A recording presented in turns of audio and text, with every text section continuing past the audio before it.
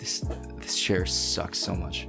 What's going on, guys? Marco here, and this is going to be a bit different from my usual videos. I've been meaning to branch out since last sem. Anyway, this video is going to be talking about things that I do on a regular basis to get through sems, to I guess build up my credibility. Last sem was pretty bad. I did get the grades that I think I was hoping for.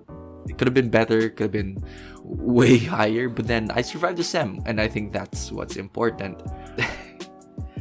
So, to sum up my sem, to be honest, I was kind of dumb. Pairing up histology and human anatomy and physiology as my bio electives last sem. I also had developmental biology as a major. On top of that, I had core subjects like philo, theo, and history, which, by the way, all three weren't that chill. On top of those things, I also had org work, which consisted of me being the VP for finance of our organization. I was also the captain of our dance group. We also competed for an inter-organization or intra-organization. I never really figured out the use of it. Basically, we competed in CAD's RIB last year. That took so much time since we trained every night. On top of that, traffic was really bad. You think that traffic wouldn't take all that much time, but actually it does. From a 5-minute drive, it turns my drive to school into 30 minutes. So I summed up in 3 main points, the things that helped me get through last sem. Disclaimer though, this is a thing that I did. You guys can apply this if you want. You can mix mash the ideas that I talk about to apply it to you guys. But this is not me trying to say that this is the ultimate way to be productive or be good in school. I think these points are pretty value adding, I hope.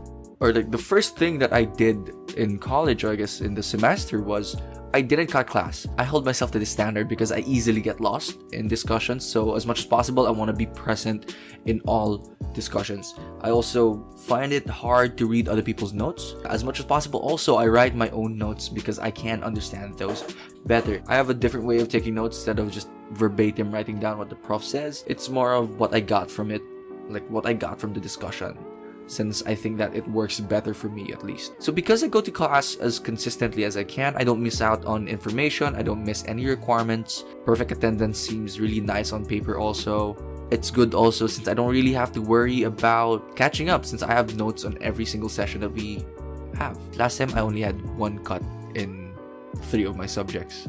And that's only because I needed to study for my histology long exam. Second point I want to talk about is a mixture of 3 different ideas that I've gotten from other people or online. And you guys can mix and match this as much as I did, since mine depended on the subject and the time I have available. So the first part of this is called task listing. It's basically my way of listing all the tasks that I have to do. So most people use planners, some people just go on the top of their head. I am not the on the top of the head type of guy.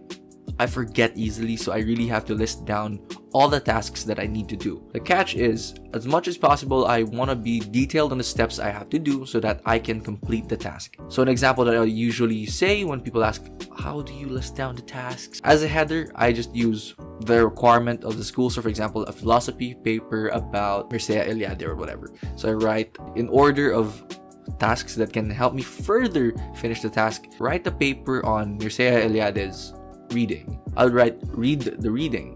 It's pretty basic, pretty obvious. Start on the outline, finish the outline, expound on the outline, and then finish writing the paper. So as much as possible, I try to be smart about the goals that I make. So SMART criteria is what I use to really flesh out the things I have to do, because being objective based on these tasks really help me in finishing them. So reading off of a Google website.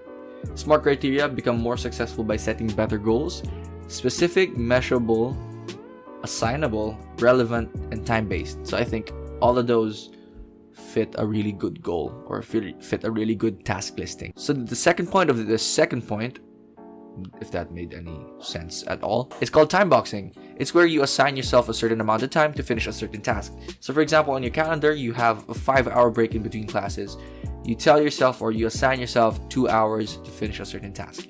Now the disadvantage to this, however, is that I found myself overcompensating or overestimating myself most of the time.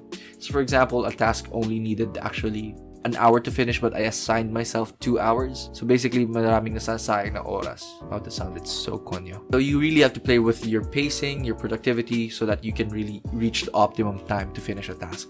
My face is really itchy. The last thing is called Pomodoro. I think everyone knows this, but for those who don't, the best gist I can give is you study or you work for 25-minute chunks, then take 5-minute breaks, and then you repeat this for a certain cycle, maybe 2 or 3 rounds, then you take a 10-minute break or 30-minute break. Personally, I use this a lot.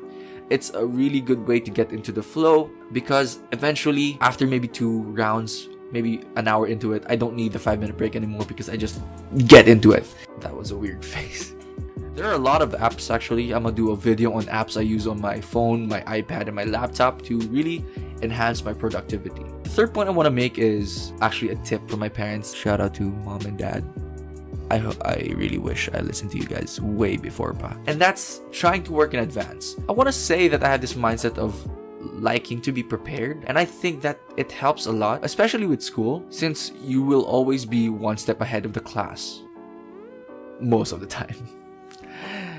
So what I do is I make sure that I'm always doing something with the time I have so that I don't really accumulate that much backlog. Yeah, I try to read things in advance. I try not to cram things as much as I can because cramming doesn't really inspire my mind as much as other people do. I also try to use up my weekends. It's not that I don't have a social life. Sometimes I do go out on the weekends, but then when I don't have anything planned, I use the weekends to work so that my Mondays are easier than my Fridays. Actually, sometimes my Mondays are easier than my Fridays. So that's pretty much it. Thank you for watching, guys. Hopefully this video ends up well. Regardless of the result, I'm gonna post this because I really need to work on it. Hopefully I can make more videos like these soon since I like helping out people. I think this is helpful, right? My face is so shiny. What the frick is wrong? Hopefully you guys got something from this video. Hopefully you guys will be more productive this 2019. I've been excited for the school actually. I don't know why. I guess it's just because I'm really bored with my life. I don't really have an outro, so I'm gonna just cover the lens. Shh. Oh wait, no. Don't forget to like, comment, subscribe. I don't know how these things work. So yeah, that's pretty much it. I think I said that's pretty much it too many times. Yeah. How do I end videos like these?